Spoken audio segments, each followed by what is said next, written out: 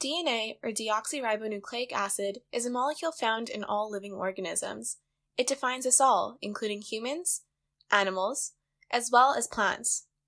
It is a means in which hereditary information is passed from one generation to the next, and is also the reason we all exist. Let's start small. DNA is comprised of 4 different nucleotides.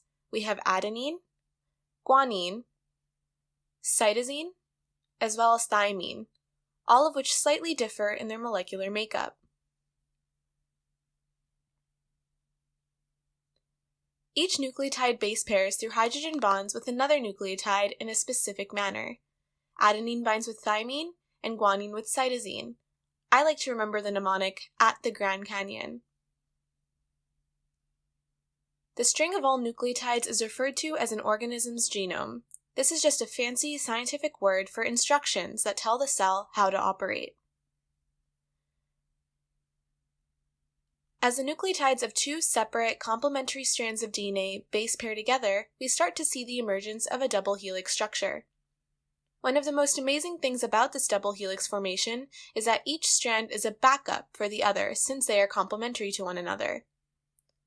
Not only does this ensure that no information gets lost, but it also allows for DNA to be copied and passed down from one generation to the next.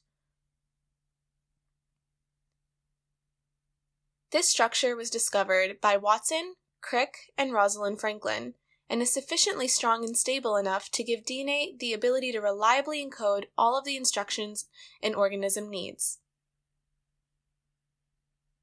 So we've covered nucleotides and we've covered the double helix, but there are further levels of complexity. Did you know that humans have 3 billion base pairs in our genome? If we stretch that out into a straight line, that would be 2 meters long. That's the height of Michael Jordan.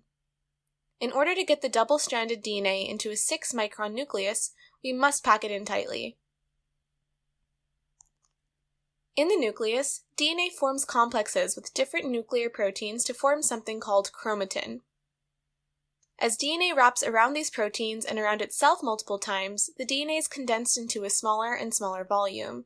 This condensation of the DNA leads to the formation of that very familiar X-shaped structure that we often see in karyotypes, called the chromosome. Different organisms in our world have different numbers of these DNA-containing chromosomes. For example, humans have 23 of them, while dogs have 39. Fruit flies have 4, while rice plants have just 12.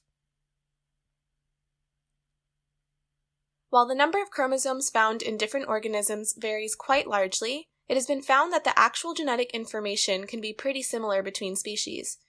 This is considered strong enough evidence for the idea that we all arise from a single universal ancestor. This similarity in genomes is especially emphasized between different organisms of the same species. Did you know that among all humans on Earth, 99% of our DNA is exactly the same? It is that 1% dissimilarity that accounts for all of the differences between humans that we are very aware of, including hair color, eye color, height, and more. In summary, DNA, although complex in structure and purpose, is vital to understanding the existence of life.